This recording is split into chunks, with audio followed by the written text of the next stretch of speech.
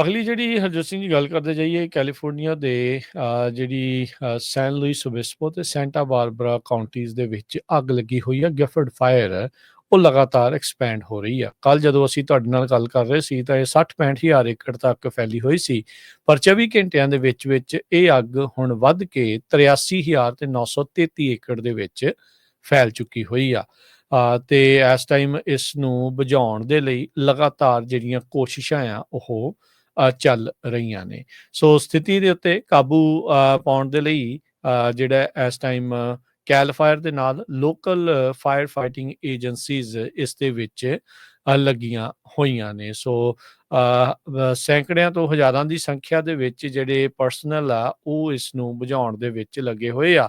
ਇਸ ਤੋਂ ਇਲਾਵਾ ਇਵੈਕੂਏਸ਼ਨ ਆਰਡਰਸ ਕਈ ਇਲਾਕਿਆਂ ਦੇ ਲਈ ਜਿਹੜੇ ਉਹ ਜਾਰੀ ਕੀਤੇ ਜਾ ਚੁੱਕੇ ਆ ਤੇ ਕਈਆਂ ਨੂੰ ਇਵੈਕੂਏਸ਼ਨ ਵਾਰਨਿੰਗਸ ਦਾ ਜਿਹੜਾ ਉਹ ਸਾਹਮਣਾ ਕਰਨਾ ਪੈ ਰਿਹਾ ਆ।